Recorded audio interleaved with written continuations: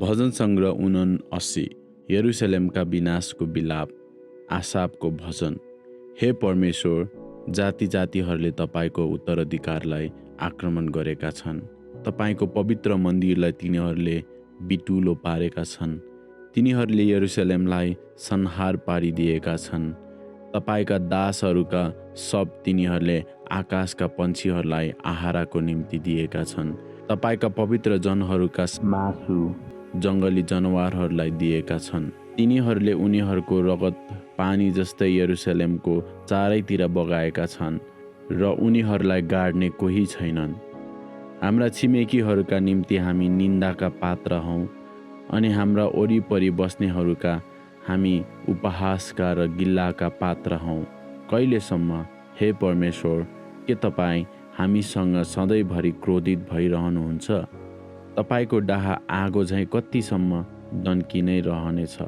ती जातिहरू जसले तपाईलाई स्वीकार गर्दैनन्, ती राज्यहरू जसले तपाईलाई पुकार्दैनन्, तिनीहरूमाथि तपाईको क्रोध खन्याउनुहोस्, किनभने तिनीहरूले याकुबलाई निकालेका छन् अनि तिनको वासस्थान उज्जाड पारेका छन्। हाम्रा पुर्खाहरूका पापको लेखा हामीसँग नलिनुहोस्। तपाईको कृपा हामीलाई चाँडै उपलब्ध होस्, किनकि हामी साह्रै खाँचोमा छौँ।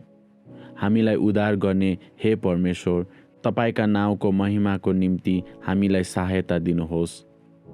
आफ्ना नाउँको खातिर हामीलाई छुटाउनुहोस् र हाम्रा पाप क्षमा गर्नुहोस्। तिनीहरूका परमेश्वर कहाँ छन् भनी जातिहरूले किन भनुन्? हाम्रै आँखाको अघि तपाईका दासहरूका बगाएका रगतको बदला तपाईँ लिनुहुन्छ भनी जाति जातिलाई थाहा होस्। कैदीहरूको करुणा क्रन्दन तपाईको सामु पुगोस्। तपाईको बाहुलीको शक्तिद्वारा मृत्युदण्ड परेकाहरूको रक्षा गर्नुहोस्। हे परम प्रभु, जुन गिल्लाले तिनीहरूले तपाईलाई अपमान गरेका छन्, त्यसका 7 गुणा साटो हाम्रा छिमेकीहरूलाई फर्काइदिनुहोस्। तब हामी जो तपाईको प्रजा र तपाईको खर्काका भेडाहरू हौँ, तपाईको सदा सर्वदा प्रशंसा गर्नेछौँ।